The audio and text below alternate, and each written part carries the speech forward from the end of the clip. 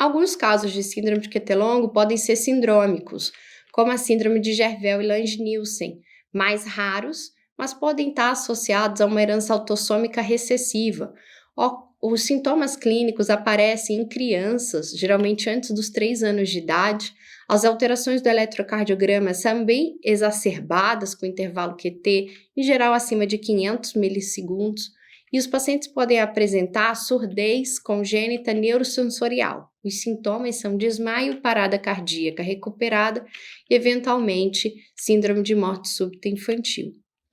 Outras formas de síndrome de QT-longo sindrômicas podem apresentar dismorfismos, paralisia periódica, alterações cognitivas e arritmias.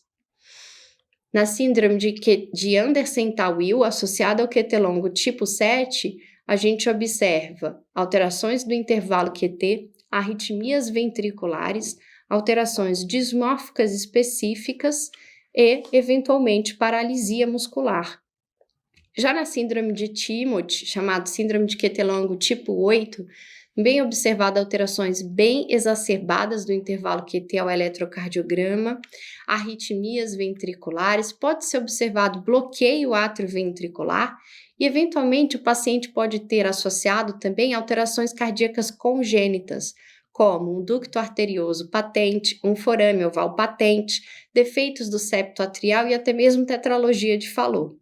A síndrome de Brugada também é uma canalopatia que acomete pacientes jovens e pode causar morte súbita cardíaca em pacientes que têm o coração estruturalmente normal. Ela é diagnosticada através de um padrão específico no eletrocardiograma chamado padrão de Brugada do tipo 1. Da mesma forma, para o seu diagnóstico é importante excluir causas secundárias, como isquemia, distúrbio hidroeletrolítico e fármacos, que podem alterar o eletrocardiograma, como bloqueadores de canal de sódio.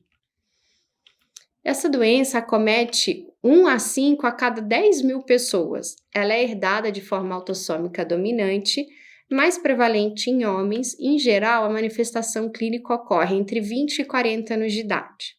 Os sintomas são desmaio, que é a síncope, parada cardíaca recuperada em paciente jovem, eventualmente respiração agônica noturna e morte súbita cardíaca.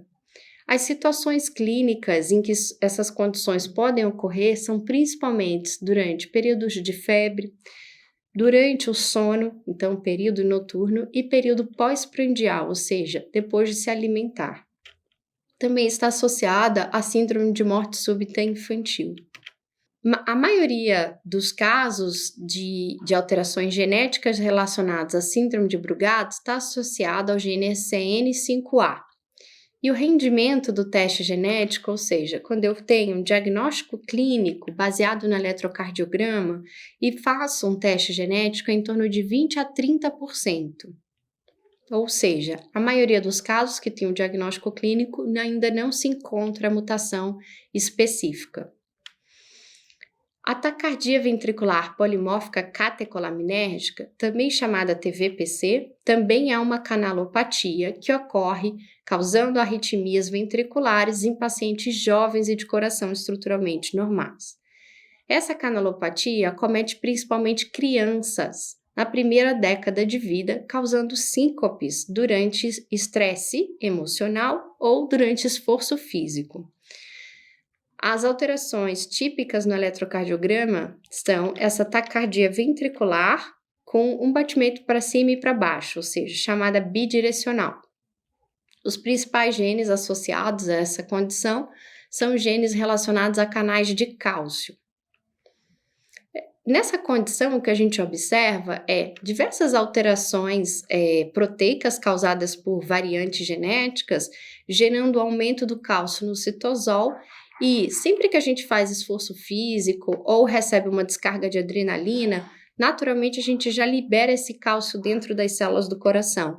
Então, quando ocorre um defeito genético em que o estoque de cálcio está aumentado, na liberação do cálcio, isso vai gerar um excesso de cálcio no citosol, causando as arritmias ventriculares. Em geral, o eletrocardiograma desses pacientes é normal e o diagnóstico é feito no teste ergométrico. Aqui um teste ergométrico que se inicia um teste sem arritmias e conforme o paciente faz esforço físico, ocorre aparecimento de arritmias ventriculares que vão aumentando de complexidade conforme o esforço físico até a ocorrência de uma taquicardia ventricular.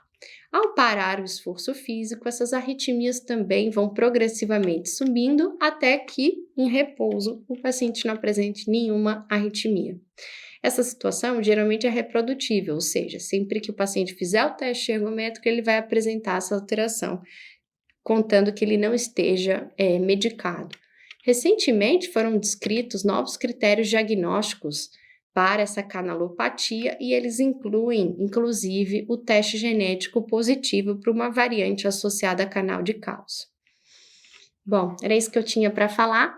De forma resumida, a gente pode dizer que nas canalopatias o teste genético ajuda a confirmar o diagnóstico num probando, ou seja, o primeiro caso em que foi identificada uma doença genética naquela família, ajuda a rastrear e aconselhar todos os familiares de primeiro grau para saber se eles têm ou não essa condição ou o risco de desenvolver essa condição.